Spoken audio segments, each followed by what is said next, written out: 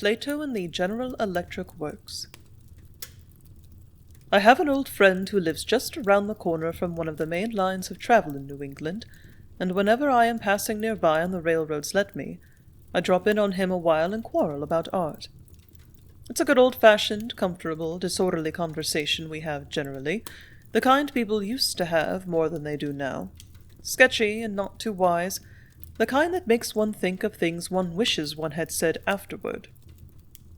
We always drift a little at first, as if, of course, we could talk about other things if we wanted to. But we both know and know every time that in a few minutes we shall be deep in a discussion of the things that are beautiful and the things that are not. Brim thinks I have picked out more things to be beautiful than I have a right to, or than any man has, and he is trying to put a stop to it. He thinks that there are enough beautiful things in this world that have been beautiful a long while without having people like me, for instance, poking blindly around among all these modern brand-new things, hoping that, in spite of appearances, there is something one can do with them that will make them beautiful enough to go with the rest. I'm afraid Brim gets a little personal in talking with me at times, and I might as well say that, while disagreeing in a conversation with Brim does not lead to calling names, it does seem to lead logically to one's going away and trying to find afterwards something that is the matter with him. The trouble with you, my dear Brim, is, I say on paper afterwards as the train speeds away, that you have a false classic or stucco Greek mind. The Greeks, the real Greeks, would have liked all these things, seen the beautiful in them if they had to do their living with them every day the way we do. You would say you were more Greek than I am, but when one thinks of it, you are just going around liking the things the Greeks liked 3,000 years ago, and I am going around liking the things a Greek would like now, that is, as well as I can. I don't flatter myself I begin to enjoy the wireless telegraph today the way Plato would if he had the chance, and Alcibiades in an automobile would get a great deal more out of it, I suspect, than anyone I have seen in one so far. And I suspect that if Socrates could take Bliss Carman and, say, William Watson around with him on a tour of the General Electric Works in the Schenectady, they wouldn't either of them write sonnets about anything else for the rest of their natural lives. I can only speak for one, and I do not begin to see the poetry in machines that a Greek would see, as yet. But I've seen enough. I have seen engineers go by, pounding on this planet, making it small enough, welding the nations together before my eyes. I have seen inventors, still men by lamps at midnight with a whirl of visions, with a whirl of thoughts, putting in new drive wheels on the world. I have seen in Schenectady all those men, the 5,000 of them, the grime on their faces and the great cauldrons of melted railroads swinging above their heads.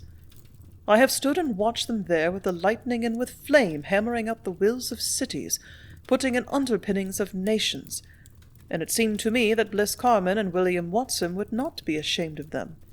Brother artists every one.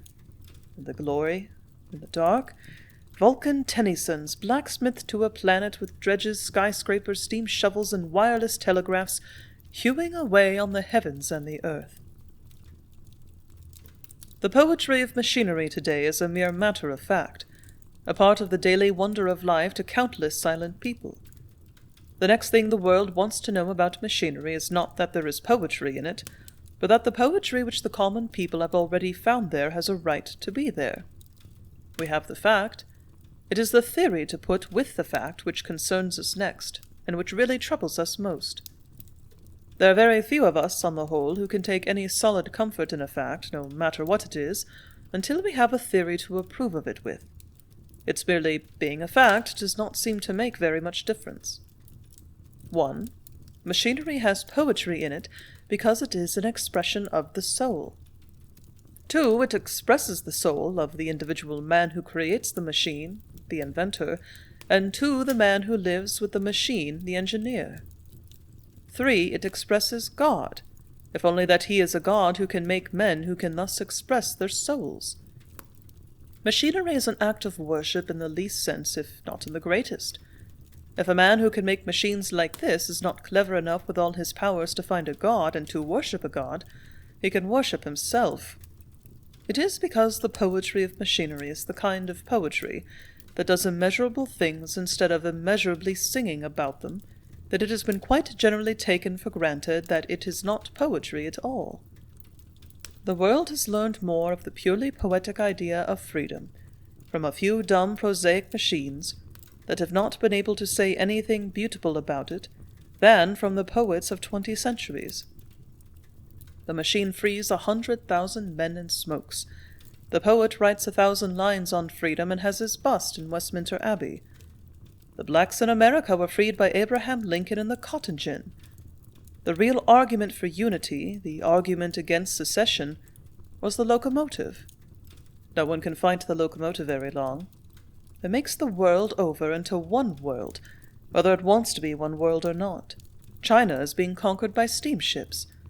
It cannot be said that the idea of unity is a new one. Seers and poets have made poetry out of it for 2,000 years. Machinery is making the poetry mean something. Every new invention in matter that comes to us is a spiritual masterpiece. It is crowded with ideas. The Bessemer process has more political philosophy in it than was ever dreamed of in Shelley's poetry, and it would not be hard to show that the invention of the sewing machine was one of the most literary and artistic, as well as one of the most religious events of the 19th century. The loom is the most beautiful thought that anyone has ever thought about woman, and the printing press is more wonderful than anything that has ever been said on it. This is all very true, interrupts the logical person. About printing presses and looms and everything else, one could go on forever, but it does not prove anything.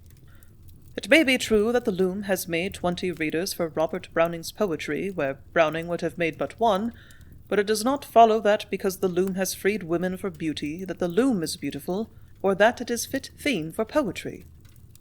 Besides, breaks in the minor poet, there is a difference between a thing's being full of big ideas and its being beautiful. A foundry is beautiful and interesting, but is it beautiful the way an electric fountain is beautiful, or a sonnet, or a doily? This brings to the point the whole question as to where the definition of beauty, the boundary line of beauty, shall be placed. A thing's being considered beautiful is largely a matter of size.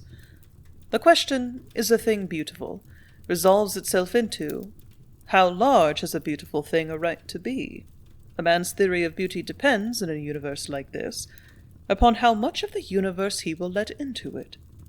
If he is afraid of the universe, if he only lets his thoughts and passions live in a very little of it, he is apt to assume that if a beautiful thing rises into the sublime and immeasurable, suggests boundless ideas, the beauty is blurred out of it. It is something, there is no denying that it is something, but whatever it is or is not, it is not beauty. Nearly everything in our modern life is getting too big to be beautiful. Our poets are dumb because they see more poetry than their theories have room for. The fundamental idea of the poetry of machinery is infinity. Our theories of poetry were made, most of them, before infinity was discovered. Infinity itself is old, and the idea that infinity exists, a kind of huge empty rim around human life, is not a new idea to us. But the idea that this same infinity has or can have anything to do with us or with our arts or with our theories of art, or that we have anything to do with it, is an essentially modern discovery. The actual experience of infinity, that is, the experience of being infinite, comparatively speaking, as in the use of machinery, is still a more modern discovery. There is no better way, perhaps, of saying what modern machinery really is, than to say it is a recent invention for being infinite.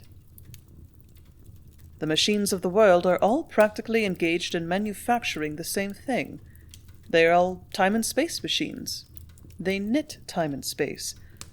Hundreds of thousands of things may be put in machines this very day for us, before night falls, but only eternity and infinity shall be turned out. Sometimes it is called one, and sometimes the other. If a man is going to be infinite or eternal, it makes little difference which.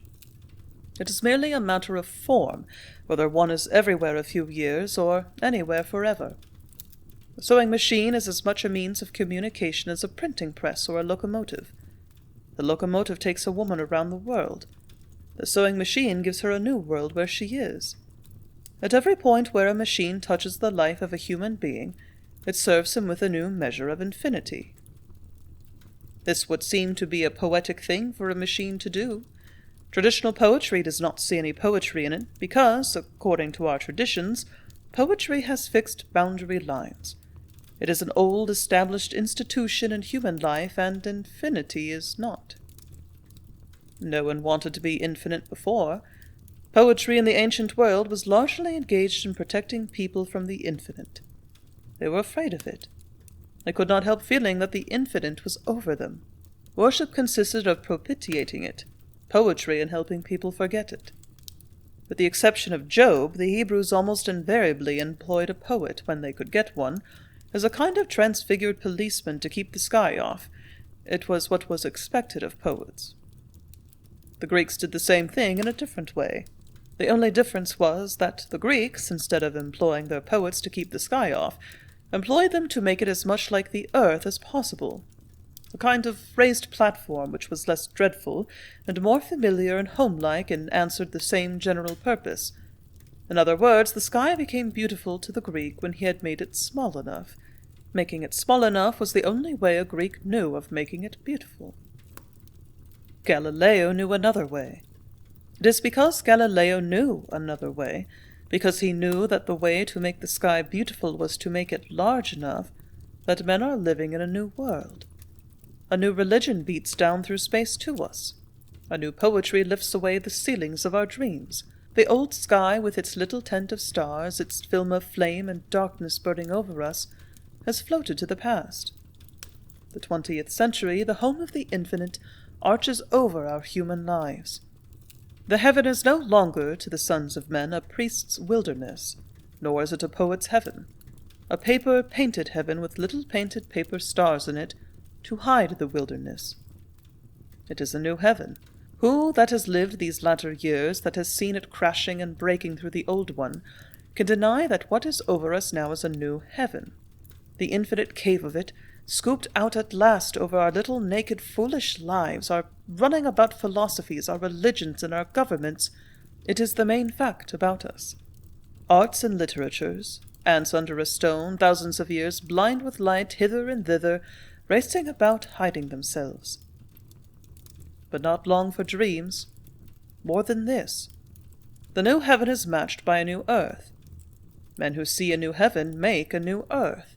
In its cloud of steam, in a kind of splendid silent stammer of praise and love, the new earth lifts itself to the new heaven, lifts up days out of nights to it, digs wells for winds under it, lights darkness with falling water, makes ice out of vapor, heat out of cold, draws down space with engines, makes years out of moments with machines. It is a new world, and all the men that are born upon it are new, wide-moving, cloud- and mountain-moving men. The habits of stars and waters, the huge habits of space and time, are the habits of men. The infinite at last, which in days gone by hung over us, the mere hiding-place of death, the living-room of God, is the neighborhood of human life. Machinery has poetry in it because in expressing the soul it expresses the greatest idea that the soul of man can have, namely, the idea that the soul of man is infinite, or capable of being infinite.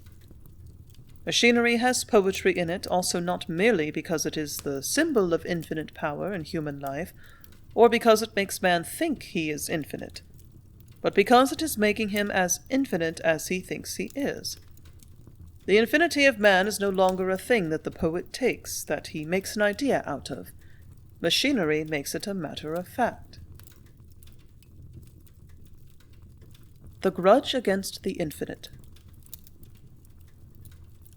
The main thing the 19th century has done in literature has been the gradual sorting out of poets into two classes, those who like the infinite, who have a fellow feeling for it, and those who have not.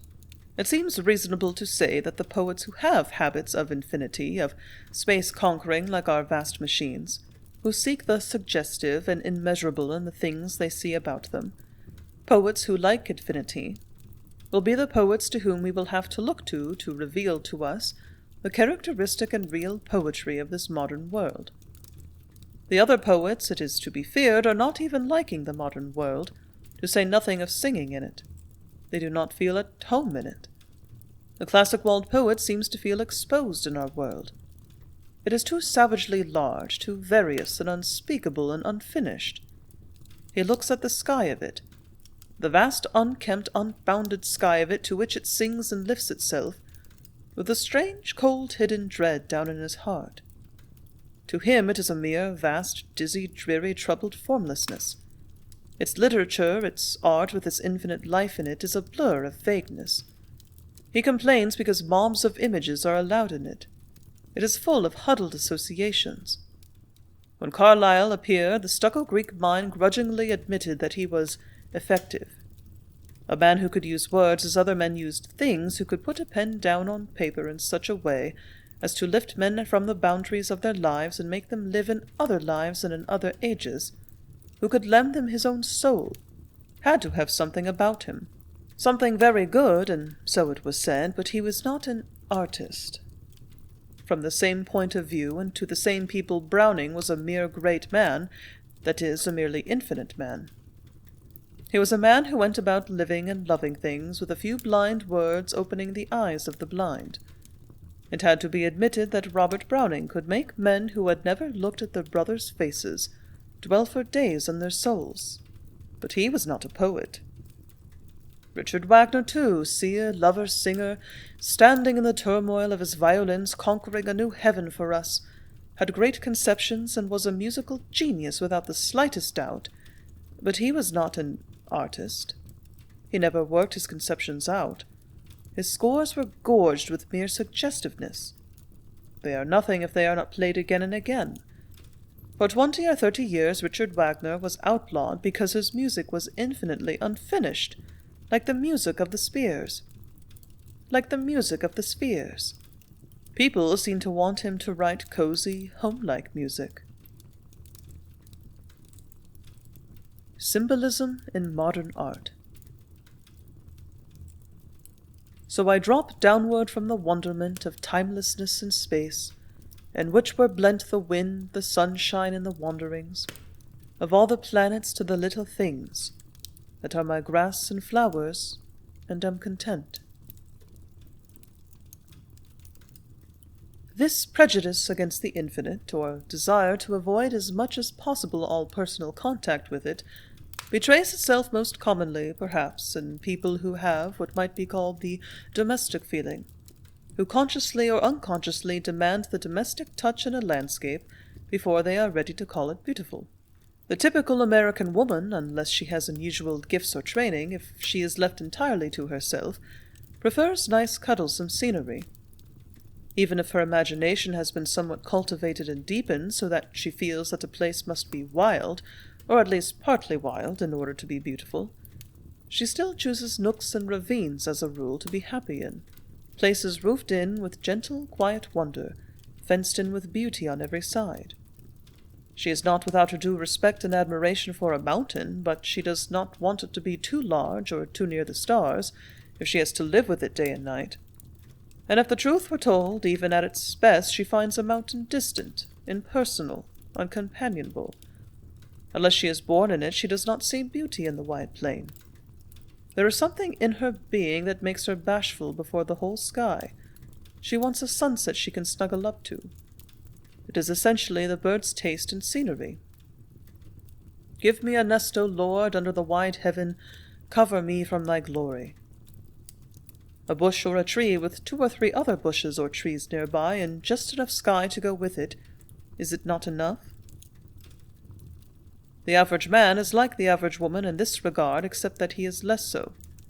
The fact seems to be that the average human being, like the average poet, at least for everyday purposes, does not want any more of the world around him than he can use, or that he can put somewhere. If there is so much more of the world than one can use, or than anyone else can use, what is the possible object of living where one cannot help being reminded of it? The same spiritual trait, a kind of gentle persistent grudge against the infinite, shows itself in the not uncommon prejudice against pine trees.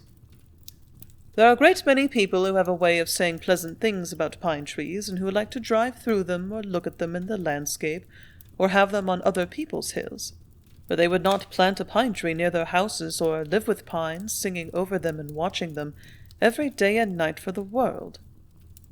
The mood of the pine is such a vast, still, hypnotic, imperious mood, that there are very few persons, no matter how dull or unsusceptible they may seem to be, who are not as much affected by a single pine, standing in a yard by a doorway, as they are by a whole skyful of weather.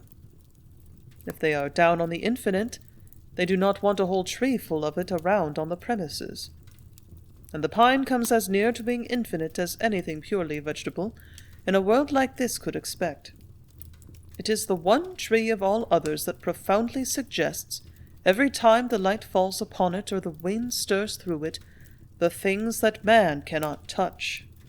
Woven out of air and sunlight and its shred of dust, it always seems to stand the monument of the woods, to the intangible, the invisible, the spirituality of matter. Who shall find a tree that looks down upon the spirit of the pine? And who has ever looked upon the pines, who has seen them climbing the hills in crowds, drinking at the sun, has not felt that, however we may take to them personally, they are the chosen people among the trees? To pass from the voice of them to the voice of the common leaves is to pass from the temple to the street.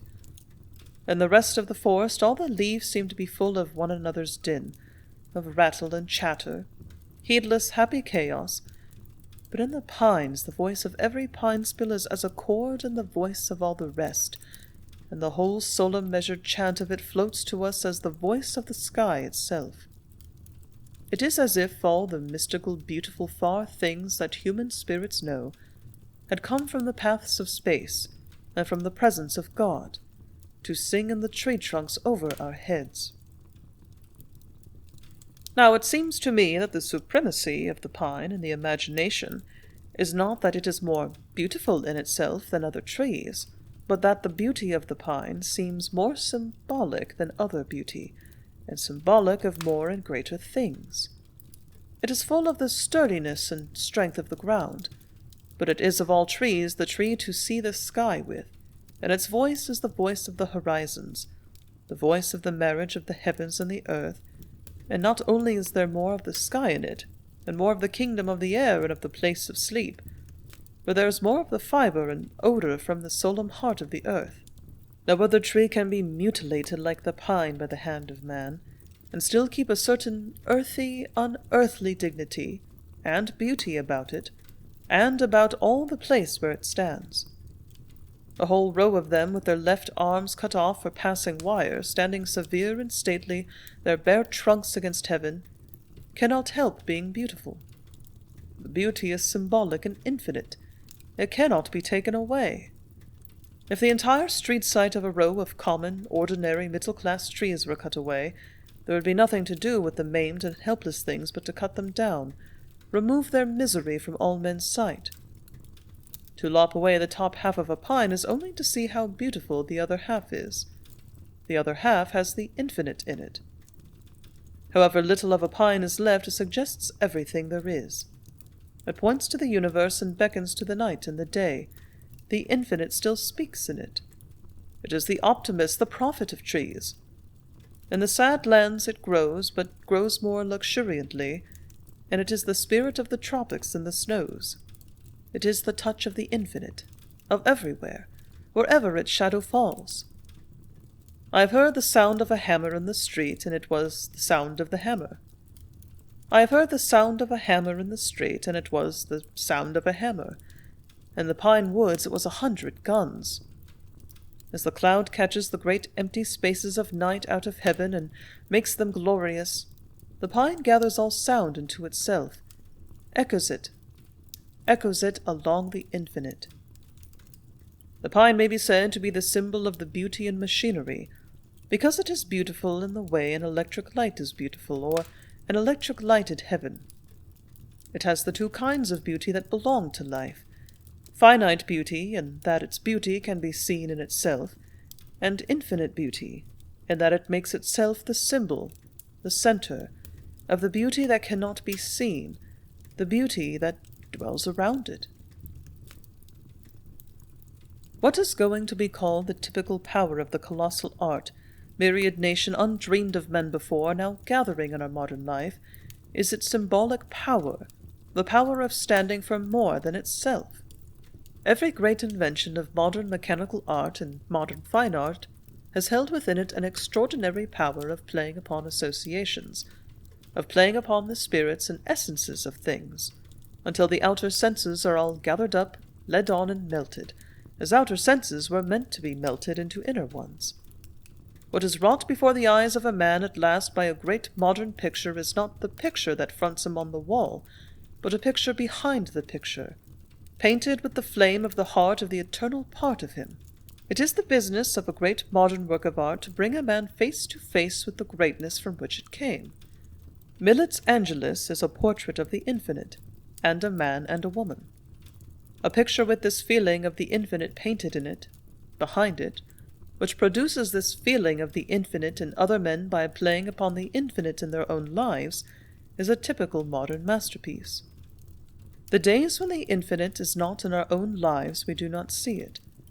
If the infinite is in our own lives and we do not like it there, we do not like it in a picture, or in the face of a man, or in a coreless engine. A picture of the face of all man mastering the earth, silent, lifted to heaven.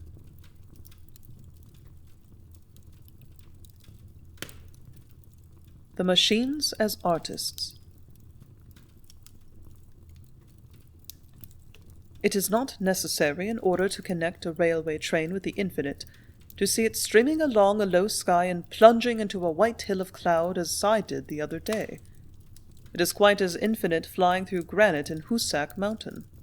Most people who do not think there is poetry in a railway train are not satisfied with flying through granite as a trait of the infinite in a locomotive, and yet these same people, if a locomotive could be lifted bodily to where infinity is, or supposed to be, up in the sky somewhere, if they could watch one night after night ploughing through planets, they would want a poem written about it at once.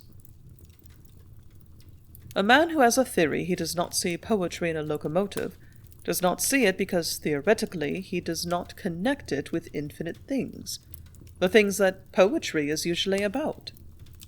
The idea that the infinite is not cooped up in heaven, that it can be geared and run on a track, and be all the more infinite for not running off the track, does not occur to him. The first thing he does when he is told to look for the infinite in the world is to stop and think a moment where he is, and then look for it somewhere else. It would seem to be the first idea of the infinite in being infinite, not to be anywhere else. It could not be anywhere else if it tried, and if a locomotive is a real thing, a thing wrought in and out of the fibre of the earth and the lives of men, the infinity and poetry in it are a matter of course. I like to think that it is merely a matter of seeing a locomotive as it is, of seeing it in enough of its actual relations as it is, to feel that it is beautiful, that the beauty, the order, the energy, and the restfulness of the whole universe are pulsing there through its wheels.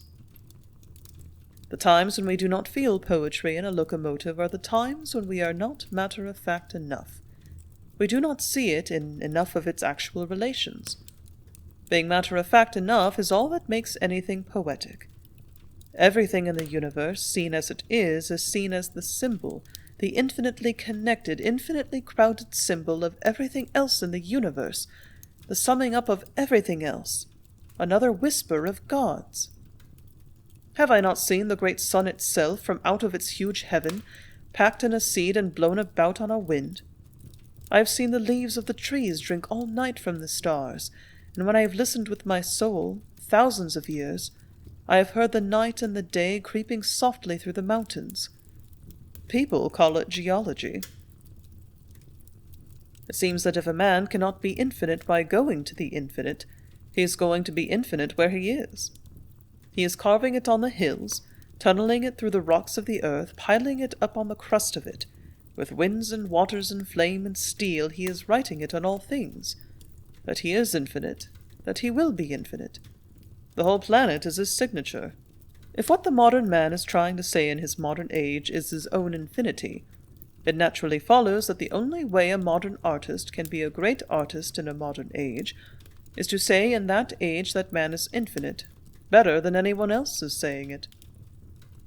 The best way to express this infinity of man is to seek out the things in the life of the man which are the symbols of his infinity, which suggest his infinity the most, and then play on those symbols and let those symbols play on him.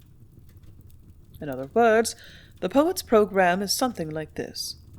The modern age means the infinity of man. Modern art means symbolism of man's infinity. The best symbol of man's infinity the poet can find in this world the man has made is the machine. At least it seems so to me. I was looking out of my study window down the long track in the meadow the other morning, and saw a smoke cloud floating its train out of sight. A high wind was driving, and in long wavering folds the cloud lay down around the train. It was like a great bird close to the snow, 40 miles an hour. For a moment it almost seemed that, instead of a train making a cloud, it was a cloud propelling a train, a wing of 1,000 tons. I've often seen before a broken fog towing a mountain, but never have I seen before a train of cars with its engine pulled by the steam escaping from its whistle. Of course the train out in my meadow, with its pillar of fire by night and of cloud by day hovering over it, is nothing new. Neither is the tower of steam when it stands still of a winter morning building pyramids, nor the long low cloud creeping back on the car-tops and scuttling away in the light. But this mad and splendid thing of whiteness and wind riding out there in the morning, this ghost of a train, soul or look in the eyes of it, haunting it, gathering it all up, steel and thunder into itself, catching it away into heaven, was one of the most magical and stirring sights I have seen for a long time. It came to me like a kind of zeitgeist or passing of the spirit of the age. When I looked again, it was old 992 from the roundhouse, escorting number 8 to Springfield.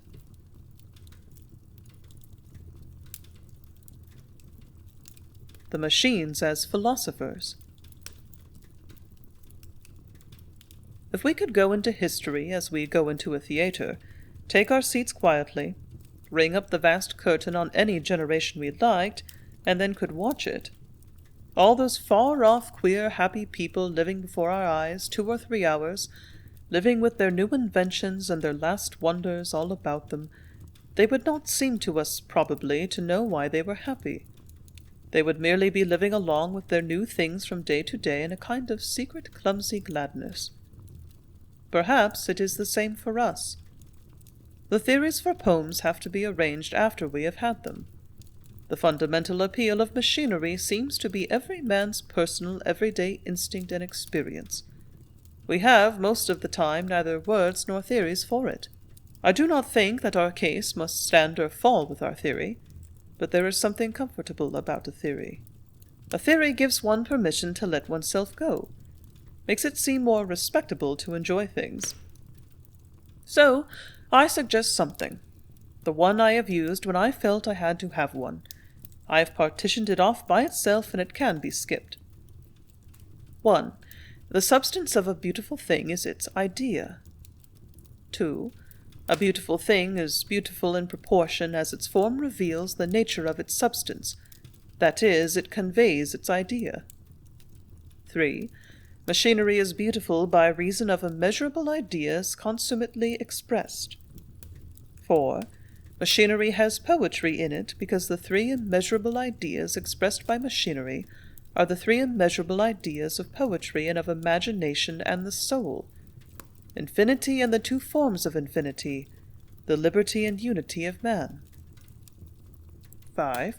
These immeasurable ideas are consummately expressed by machinery because machinery expresses them in the only way that immeasurable ideas can ever be expressed, by literally doing the immeasurable things, by suggesting that it is doing them, by literally doing the immeasurable things, and by suggesting that it is doing them. To the man who is in the mood of looking at it with his whole being, the machine is beautiful because it is the mightiest and silentest symbol the world contains of the infinity of his own life, and of the liberty and unity of all men's lives, which slowly, out of the passion of history, is now being wrought out before our eyes upon the face of the earth. 6. It is only from the point of view of a nightingale or sonnet that the aesthetic form of a machine, if it is a good machine, can be criticized as unbeautiful. The less forms dealing with immeasurable ideas are finished forms, the more symbolic and speechless they are, the more they invoke the imagination and make it build out on God, and upon the future, and upon silence. The more they invoke the imagination and make it build out on God, and upon the future, and upon silence, the more artistic and beautiful and satisfying they are. The first great artist a modern or machine age can have will be the man who brings out for it the ideas behind its machines. These ideas, the ones the machines are daily playing over and about the lives of all of us, might be stated roughly as follows. The idea of incarnation, the God in the body of man. The idea of liberty, the soul's rescue from others. The idea of unity, a soul's rescue from its mere self. The idea of spirit, the unseen and intangible. The idea of immortality, the cosmic idea of God. The practical idea of invoking great men. The religious idea of love and comradeship. And nearly every other idea that makes of itself a song or a prayer in the human spirit.